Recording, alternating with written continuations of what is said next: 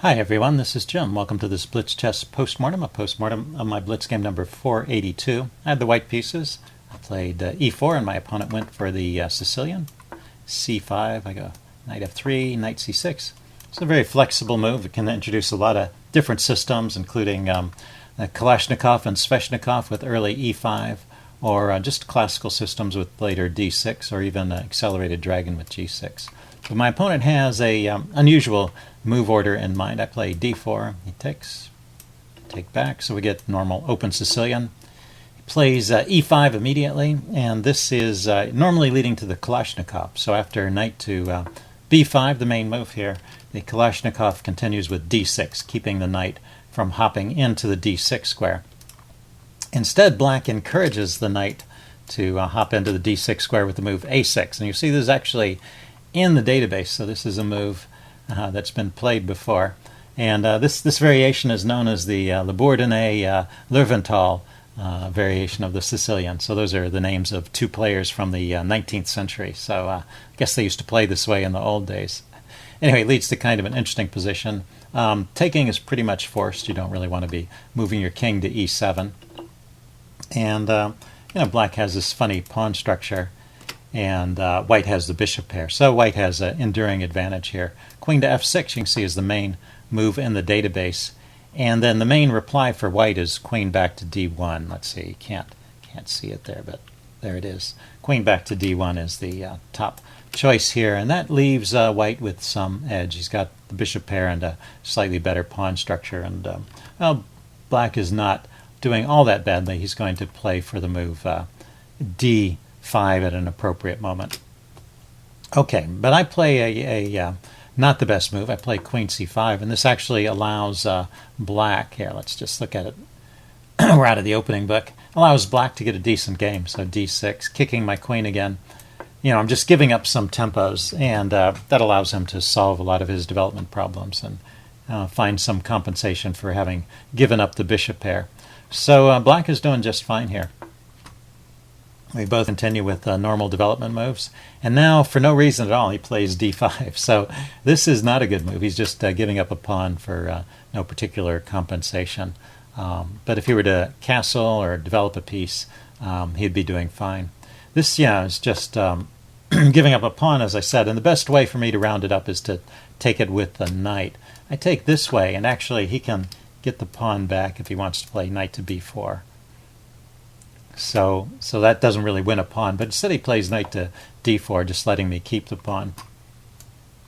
And eventually this turns into an advantage for me. He develops his bishop, and I don't really mind this trade. I think I've got a good central location here. So this does give him back the bishop pair, but it also allows me to keep this pawn. And you'll see my advantage has been increasing throughout. So basically I'm just up a pawn at this point. He castles here. And I could bring my knight here, knight to e4, hitting the queen. That's an interesting way to play. But I played bishop to e3, going after his knight here, maybe planning to win another pawn here. So he defends. I bring another rook over to put more pressure on the knight on d4. And he takes the bishop, and this is his second mistake. So taking the bishop is it's a pretty obvious mistake. I'm going to take back with the pawn, and then there's a double attack. The rook is hitting the queen, and the pawn is hitting the knight. So I get my material back, and then I win more because he's got to deal with the threat to his queen. So he's just down a piece for nothing, and this should be a pretty routine win from this point. I'm up a knight and have an extra pawn as well.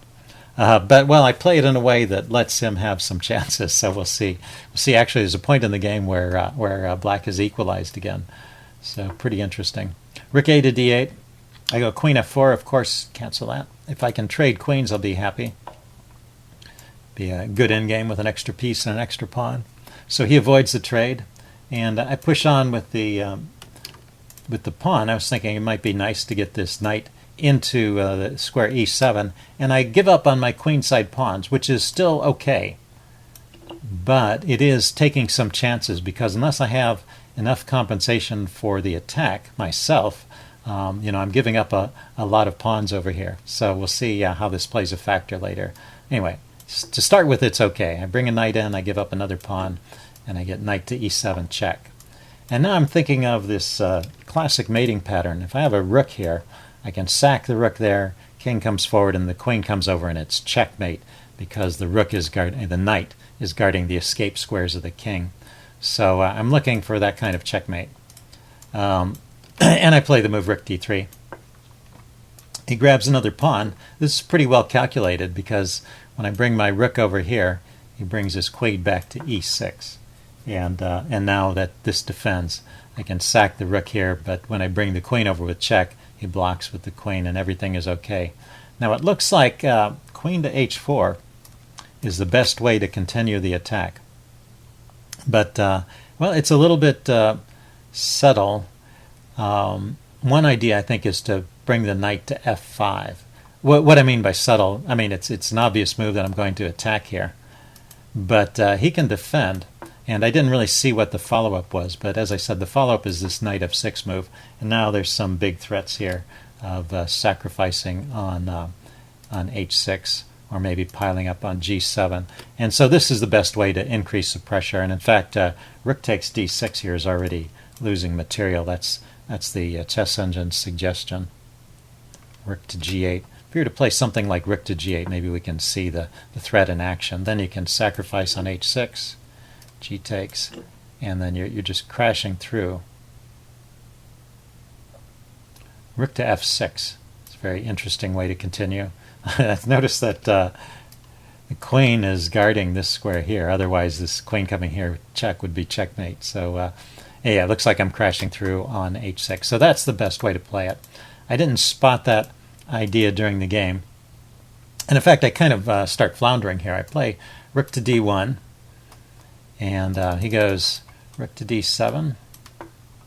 I try queen g3, and you see the devaluation is just dropping and dropping. And he plays rook f to d8.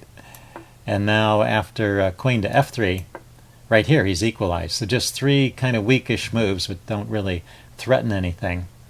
You know, the problem is I realized that I wanted to get my knight to f5, and I had taken all my pieces away from the f5 square. So I was trying to put a piece back on it so I could bring my knight here. But this gives up the advantage. He can now take this pawn, and I trade. Otherwise, he's winning a rook there. And then I do get my knight to f5. But, well, he's got three pawns for the piece, and he's got a queen and a rook. So, I mean, it's not an endgame when I say he's got a queen and a rook. So he's got the combination of being able to generate threats against my king, and the combination of the outside pass pawns as compensation for my knight. And yeah, it's just an even game at this point. He doesn't play in the best way, though. He goes for an endgame here, or allows an endgame here, starting with queen e1, check. I drop my queen back, and then he defends with the rook. And so I go for this endgame. It would be better, actually, if he wants the endgame, to take my queen right away, it looks like. Probably because his rook is in a better position here. After queen takes f1, king takes f1, rook to f6, hitting my knight. Ah, that's the idea. Yeah, this is a good way to play. Queen takes f1, king takes rook to f6, pinning the knight. Let's see, so I bring the rook over, g6, kicking the knight, knight to d4, and he could trade rooks and then go with this endgame of knight against pawns. And it may be tricky for the knight to round up all of these pawns. Okay, so the endgame we got was much better for me. He played rook to e6, defending his queen, allowed me to trade, and now my king gets active and the rooks stay on. So he brings his rook back to harass the knight, and I bring my knight over to try and round up these pawns, and I've gotten into a winning endgame. The key to it is that his king is a little bit out of play and his pawns are far back, so I have enough time to get my pieces active and round up these pawns. So let's see, he plays rook e7 to defend the pawn that was attacked. I just pile up on it. He plays b5, and so I go after the a pawn. And the nice thing about this is he actually can't defend the a pawn. The only move that he has to defend it allows me to take the b pawn. So that's what I mean by he can't defend it. He's losing a pawn one way or another. So this is, you can see it's a winning endgame. He makes it a little simpler by playing a5 and giving up his rook, but that was going to be a win for me anyway, I think, at that point. So interesting kind of back and forth game. Hope you guys enjoyed it. Leave any comments you have in the section below, and I will see you again soon. Bye.